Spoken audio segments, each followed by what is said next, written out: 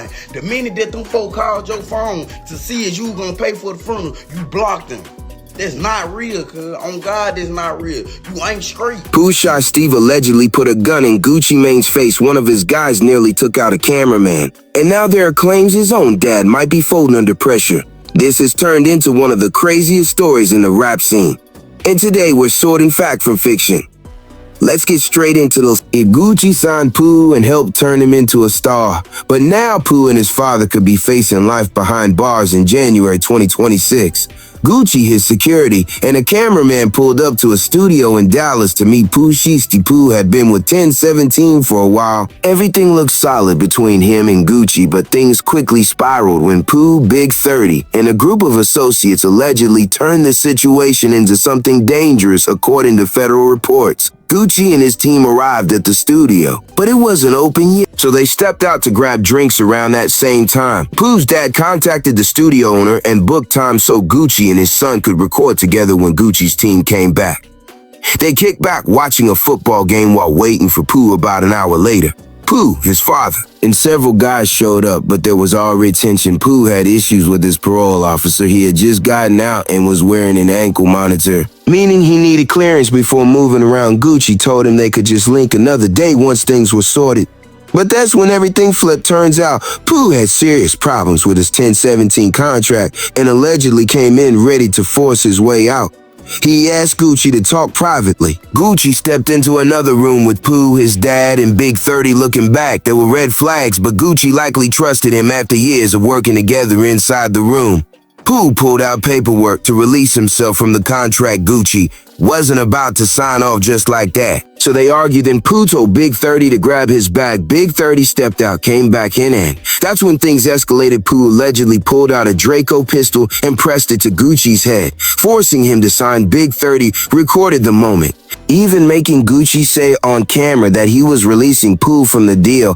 What makes it even wilder is that Pooh had already hinted at this kind of energy in his music on tracks like AFDO. He rapped about situations involving betrayal and weapons, lines that now hit very differently.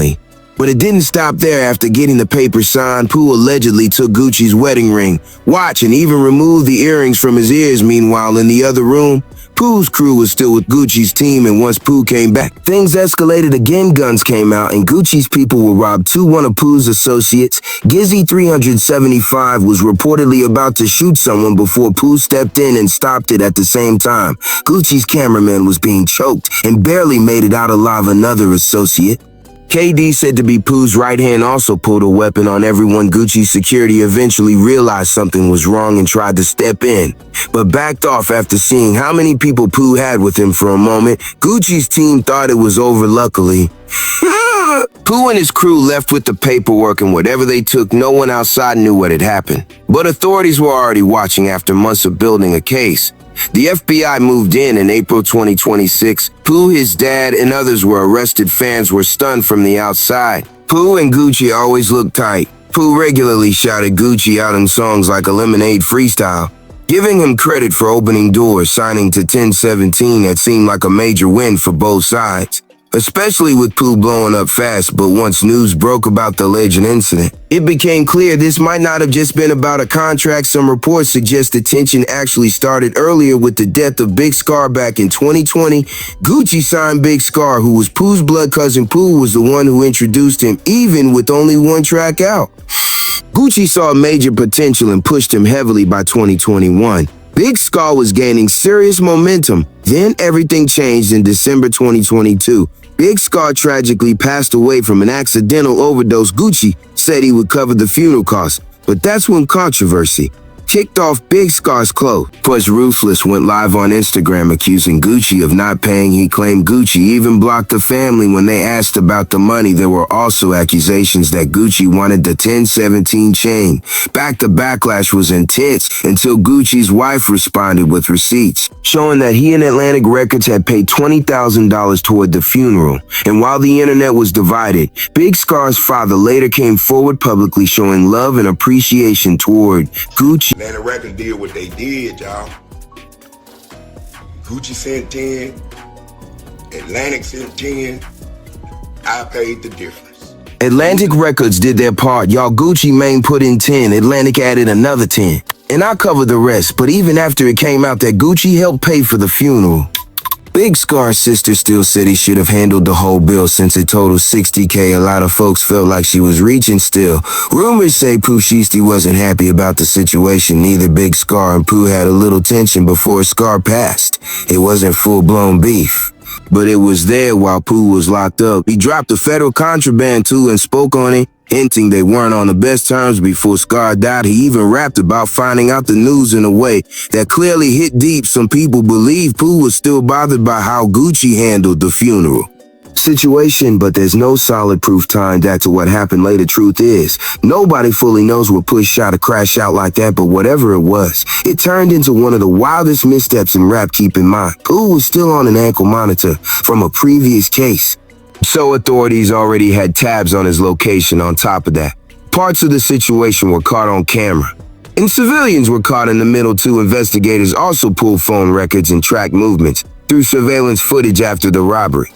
Some of Shy's crew checked into a Comfort Inn, and they were still wearing the same outfits from earlier. That alone raised eyebrows. But what really made things worse, some of them allegedly started showing off the jewelry and cash on Instagram at that point. The feds didn't need much more to make arrests. Now here's where things get even messier. According to reports, Gucci and two members of his team who were robbed identified Pooh and Big 30. The police authorities likely already had enough to go on, but this detail sparked a whole different conversation online. People started accusing Gucci of cooperating, saying he is snitched, that the internet ran with it, even digging up old clips from years back. One situation that resurfaced involved Jeezy, where it was alleged he sent people to rob Gucci. Gucci ended up killing one of them in self-defense and later spoke publicly in a way some considered dry snitching.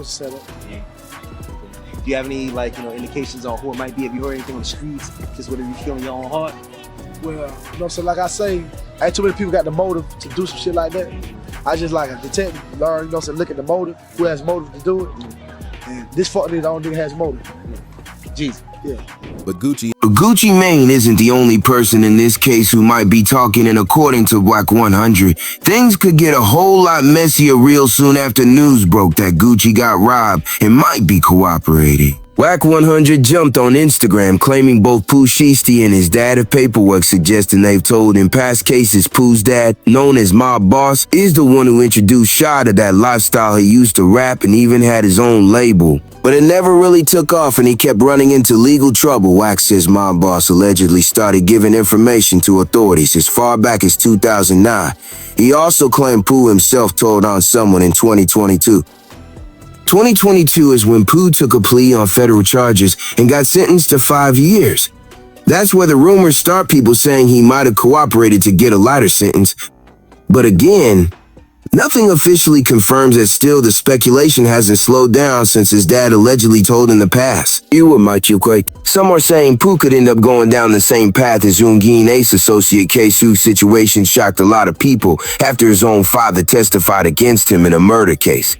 Now with Pooh, his dad, and others facing potential life sentences, some believe history could repeat itself at this point. Everything is still unfolding, but one thing is clear. This situation has turned into one of the wildest stories in rap right now. Rick Ross even weighed in, saying Gucci didn't deserve what happened, but at the same time, he doesn't want to see Pooh crash out completely either. Situation, I don't like it for either side. You know what I'm talking about? Guwap most definitely didn't deserve that, and I don't want to see this for the little homie Pooh Shiesty, but this one gotta be educated and understand. Rosso pointed out that you've got to move smart in the industry. You can't just handle problems by flashing weapons. If Pooh had issues with his deal, he could have tried to renegotiate instead. And honestly, his dad, Mob Boss, having experience with his own label, should have known better too. Instead, both of them made a move that could cost them everything, the bag and their freedom. 50 Cent even mocked Gucci over the situation, calling him a rat, but at the same time, a lot of artists stepped up and showed support for Gucci. Fujiano, one of the first artists Gucci signed after getting out, spoke up and said Gucci always kept it real. Even though Fujiano had his own issues with the label, he said Gucci actually sat down with him and helped him find a way out of his deal.